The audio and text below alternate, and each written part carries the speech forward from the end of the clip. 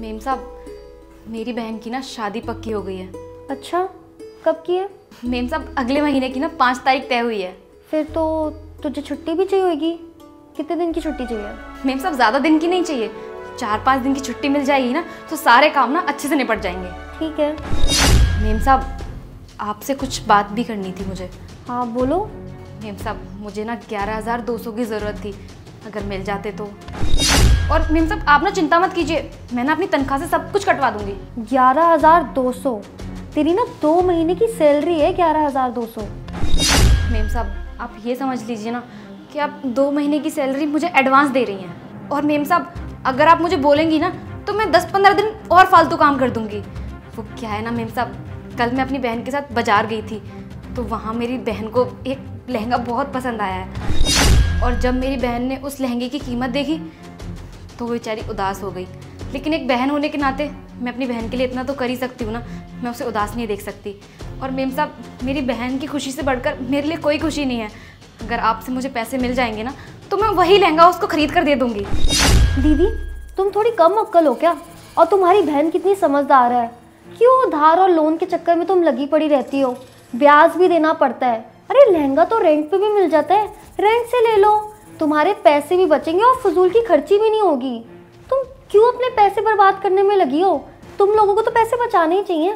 और कितना ही कमा लेते हो तुम लोग। और जब जेब में पैसे ना हो ना तो लोन और उधार के चक्कर में मत पड़ो। फालतू में ना सिर पे बोझ रखा जाएगा तुम्हारे। मेरी बात मान लो, अभी भी तुम्हें मैं सलाह दे रही हूँ। और कुछ चीजें ना दिल से नहीं दिमाग से सोचनी चाहिए। अब जाओ जाके काम करो, कितना काम पड़ा है किचन में। 11,200 चाहिए मैडम जी को।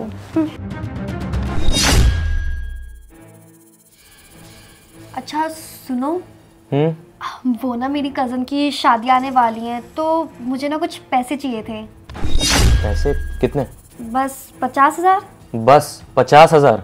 हाँ बस 50,000। इस बार ना मुझे थोड़ी कमी शॉपिंग करनी है। काव्या, तुम्हें अच्छे से पता है ना कि अभी मंथ एंड चल रहा है? हाँ मुझे अच्छे से पता है कि मंथ एंड चल रहा है, तभी तो 50,000 मांगे तुमसे मैंने। अरे यार काव्या, तुम्हारे पास कितने कपड़े पड़े हुए हैं और उनमें से तो कुछ ऐसे भी हैं जो अभी तक तुमने यूज भी नहीं किए, तो उन्हीं में से कुछ पहन लो ना। यार तुषार, तुम क्या चाहते हो कि मैं अपनी कजन की शादी में, अपने घर की शादी में ये पुराने कपड़े पहनूंगी क्या? बेइज्जती नहीं हो जाएगी मेरी? और साथ में ना तुम्हारी बेइज्जती भी हो जाएगी कि अपनी बेबी को कपड़े तक नहीं दिलाए तुमने। तुषार, मैंने सच बता रही हूँ, हम दोनों की बेइज्जती हो जाएगी। मुझे कपड़े चाहिए तो मुझे कपड़े चाहिए, वो भी नए। ठीक है, रुको लेके आता हूँ। ये लो, और हो सके ना तो इनमें से कुछ बचा भी लेना। ट्राई करूंगी तुमसे और ना मांगने पड़े। Thank you.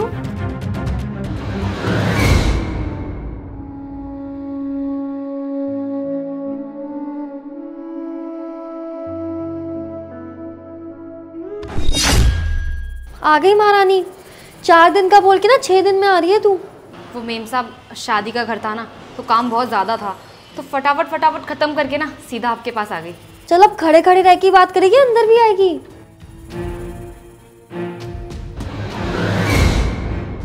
अच्छा, तेरी बहन की शादी निपट गई सही से? मेम साहब, भगवान की कृपा से ना सब कुछ बहुत अच्छे से निपट गया। देखा, मैंने तो तुमको कहा ही था, रेंट का लहंगा ना सबसे सही रहेगा। नहीं मेम साहब, मैंने किराए पर नहीं लिया लहंगा। मेरी बहन को जो लहंगा चाहिए था ना, मैंने उसे वही दिलवाया। इतने पैसे कहाँ से आ गए तेरे पास? मैंने तेरे को पहले ही बोला था कि सुधार और ना ब्याज के चक्कर में मत पड़ी हो तू। नहीं मेम साहब, मैंने कोई पैसा उधार नहीं लिया और ना ही ब्याज पर। वो तो कुछ अमीर लोगों ने मेरी मदद कर दी, बस उन्हीं की कृपा से ना मैंने अपनी बहन की शादी बहुत अच्छे से की है। कौन अमीर लोग?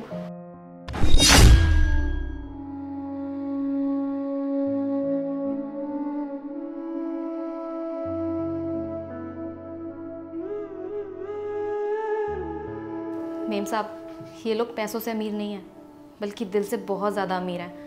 इन्होंने मेरी बहन की शादी में मेरी बहुत ज़्यादा मदद की और इन्हीं लोगों की वजह से ना मेरी बहन की शादी बहुत अच्छे से निपटी है। बिना बोले ही ना उन्होंने मेरी सारी परेशानी समझ ली और मेरी बहन की शादी में कोई कमी नहीं आने दी। मेम साहब, एक गरीब की मजबूरी और उसका दर्द दूसरा गरीब आदमी ही समझ सकता है। अच्छा मेम साहब, मैं बर्तन धो लेती हूँ।